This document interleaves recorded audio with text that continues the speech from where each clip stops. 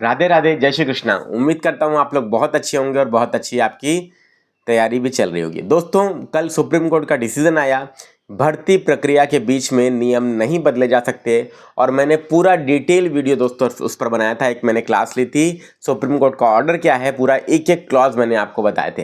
अब कल उस वीडियो के बाद बहुत सारे छात्रों का लाइव क्लास में भी कमेंट आया और सेशन के बाद भी कमेंट आया कि सर इसका पीसीएस और आरओ पर क्या प्रभाव पड़ेगा, क्या डेफिनेटली हमें इससे कोई फ़ायदा मिलने वाला है।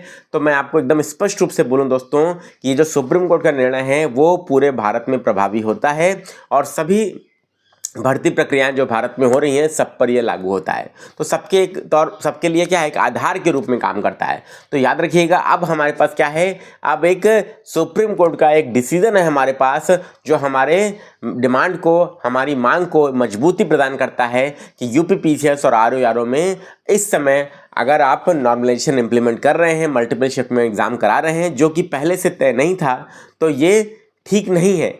और जो छात्र मांग कर रहे हैं, जो हम लोगों की भी मांग है कि नॉर्मलाइजेशन स्टेट पीसीएस जैसी परीक्षा में लागू नहीं होना चाहिए। किसी राज्य की पीसीएस की परीक्षा में नॉर्मलाइजेशन नहीं हो रहा है। और इवन यूपीएससी जो सेंट्रल पब्लिक सर्विस कमीशन है, यूनियन पब्लिक सर्विस कमीशन है, जो आईएएस के एग्जाम को कंडक्ट कराता है, जो कि इससे भी बड़ी परीक्षा होती है, वो भी नॉर्मलाइजेशन को लागू नहीं करता है।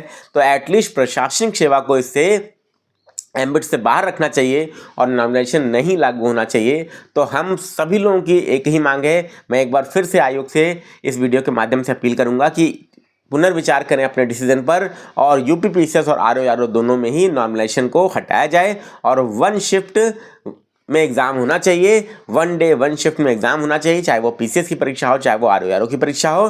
तो आप सभी दोस्तों का ये क्वेश्चन था जिसके जवाब में मैं ये वीडियो बना रहा हूँ। तो अब दोस्तों आप लोग को निश्चित तौर पर एक राहत मिली होगी और सुप्रीम कोर्ट का डिसीजन आने के बाद लगभग सभी चैनल ने, मैंने भी दोस्तों वीडियो बनाया था, क्लास पूरा डिटेल में आपको बताया था और उसमें डिटेल में देखिए जस्टिस डीवाई चंद्रचूड़ जो चीफ जस्टिस ऑफ इंडिया हैं, चीफ जस्टिस ऑफ इंडिया की 5 जजों की पीठ थी, उसने सीधे सीधे बोला है कि अगर भर्ती प्रक्रिया के नियम भर्ती के बीच में बदले जाते हैं तो ये क्या है, ये अनुच्छेद 14 का उल्लंघन है दोस्तों और ये अवैध है। आप भर्ती प्रक्रिया के बीच में नियम को नहीं बदल सकते, ठीक है। और सीधे सीधे उसमें ये भी बोला गया है कि भर्ती प्रक्रिया, कोई भी सार्वजनिक भर्ती हो रही है तो उसमें ट्रांसपेरेंसी, पारदर्शिता होनी चाहिए और किसी भी प्रकार का कोई भेदभाव नहीं होना चाहिए कि जैसे कोई नियम आपने बना दिया उससे किसी सेक्शन ऑफ स्टूडेंट को लाभ हो जा रहा है और किसी सेक्शन ऑफ स्टूडेंट को नुकसान हो जा रहा है। तो ऐसा नहीं किया जा सकता है, एकदम क्लियर कट उस जजमेंट में बोला गया है और निश्चित तौर पर ये हमारे लिए एक बहुत बड़ा आधार है। और अब दोस्तों जो हमारी डिमांड है वो बिल्कुल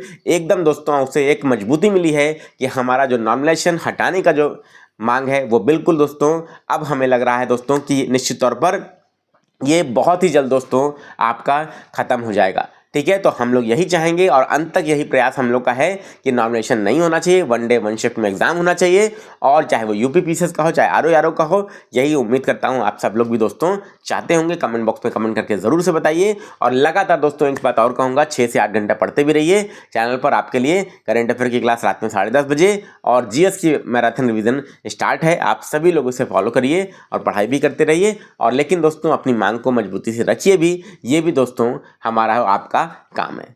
thank you very much. Radhe Radhe, जय श्री कृष्णा।